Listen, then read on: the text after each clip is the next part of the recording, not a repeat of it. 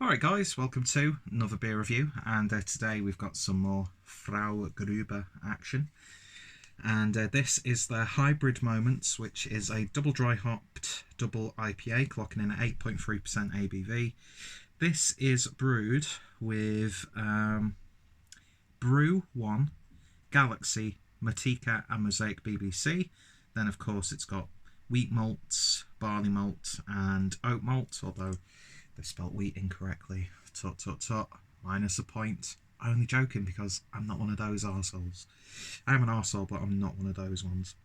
And I had the like 80s looking one. Yes, I can't remember the name, and I should do, because it was like just one of the best IPAs that I've had all year. And it's been a year of just tremendous 10 out of 10 IPA action, and yeah, so I'm looking forward to trying this one. I thought I'd actually already done this one, but it's not. It's Northern Hipster, which I've done, and that was when the Mikkeller Vehicle Box. But you know, as if I'm going to complain, it just gives me more good beer to drink. So yeah, lovely striking artwork as per usual, and this was canned on the 23rd of November 2019, so I think it's the same one as, yeah, you'll have to see my full belly in a rather, although cool, because it's got Drew Millwood's artwork on the back, it's a rather unflattering t-shirt. But yeah, I had this just last night actually, which was the Dimension Shifter, another double dry hopped IPA at 7.7, and this was canned on the 26th, and this one was a few days earlier. So picked this up from Beermoth, so I was very happy, but I won't repeat my shtick that I had in the other video, and I'm sure if Beermoth has it, some of your local bot shops will probably stock it.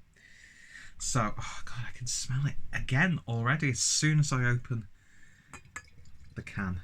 So let's give this a pour and see what we get. And it's just a more murk. Oh, look at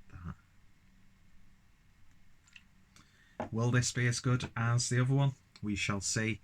In terms of appearance, from what I can remember, although the lighting is quite darker here, that's still got that sort of like peach, murky, compote sort of look. Nothing's getting through that at all. It just looks absolutely mouth-watering, with just shy of 2 fingers worth of a white cushiony head. Looks great. Let's give it a sniff. Ooh. There's a little bit of a... Do you know the green Starburst? I think it's melon flavour. That's what it reminds me of. It reminds me of like a pack of Starburst on the nose. Nice sweetness there. There's a little bit of like a fresh parsley or basil. There's a really nice sort of like fruity, almost herbal sense, you know, sort of like what you get from mint, parsley and basil. Really vibrant aroma. A little bit of peach, mango chutney, I would say. There's like a spicy tone to it. I'm saying the same things that I always say with beers like this, and you know by now that's how you describe them, because just smells great. A little bit of grapefruit, although not as citrusy as yesterday's beer, although I'm not sure when I'll be uploading these. Smells so good. Anyway, let's give it a taste. Prost.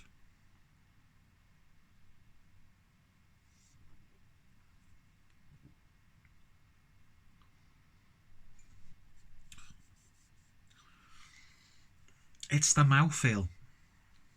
Silky smooth. These are some of the chunkiest mouthfeels that I've had. Sounds so weird saying it like that. From European hazy IPAs. It's just so bulky, but yet really nice, soft and pillowy and gentle. Very gentle carbonation in there, just to give it a little bit of life and to help dissipate it around the palate. Yeah, a really lovely oily finish. It's a nice sweetness. Not as much bitterness on this as compared to Dimension Shifter. It should stop really comparing the two beers. So we'll try and just do it on its own merits without doing any comparisons. But it's so hard when that beer was so fresh in my memory. I'm telling you now, and you can stop the video now if you want. This to me is just 10 out of 10. It's just so enjoyable to drink. And at a higher ABV, you're not getting it. You're not getting it at all. That softness is still there. High, insane drinkability. And what always surprises me about German craft is how they're doing these beers within the confines of the Reinheitsgebot. And I've not actually researched it since the last review properly anyway. There's a little bit of a greenness on the back end that builds up as you drink it. Probably drinking it a bit too fast, to be fair. But I've finished work for the year and I've got 2 weeks off. So I'm going to drink lots of beer. So stop judging me. And there is that herbalness coming through. Very, very strong basil flavour. Which I really, really like. What I like about this as well, although it's got really big sweetness and bitterness and you get these fruity flavours, it doesn't stray off into any one direction. It's really well balanced, beautifully crafted. And yeah, it's just a beautiful, beautiful beer. You know, I've got to drink Trillium this year, Treehouse. You know, I've been drinking some absolute belters from Track, Dea, Verdant. You name it. Cloudwater, of course.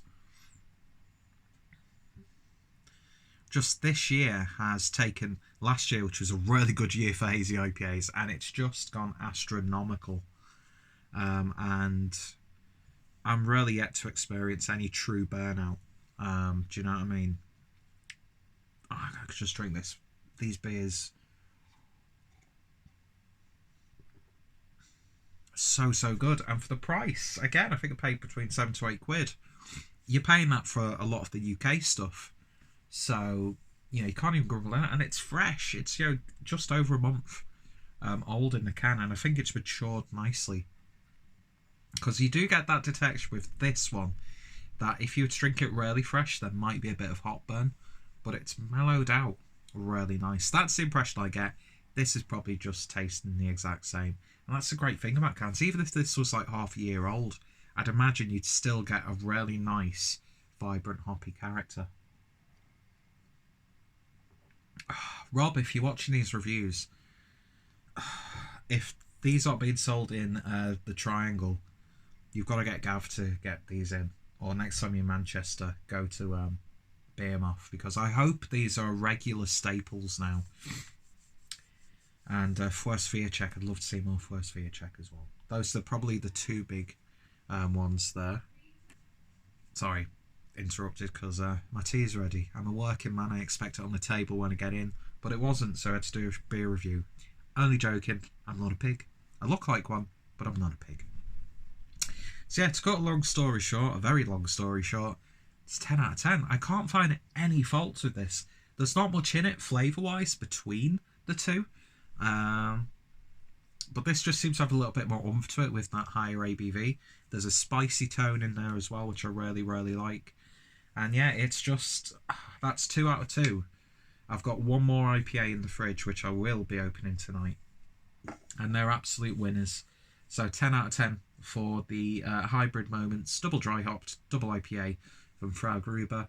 If you see it, or if you see anything in these tall boy cans from FrauGruber, the regular stuff is really good as well. Yeast is King, which was one of the first ones that I had when I was back in Germany, and I think I had another one, which was like a fruited IPA. I can't remember, it's been a while.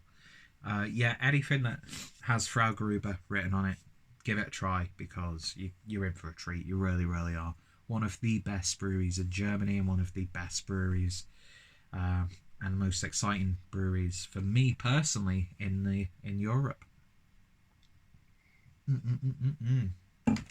Fantastic. Anyway, I've got Dolometer chips waiting for me, so gotta get them. Gotta get the thumbnail as well. That's going to take a little while. Thank you for watching. If you've tried this or any FrauGruber beers, let me know your thoughts, opinions. And if you see it, pick it up, check them out, check out Beermoth, knock it out with their selection as usual. Got some absolute bangers awaiting me. And yeah, lovely, lovely stuff. Thanks for watching, and I shall hopefully see you all later. Cheers!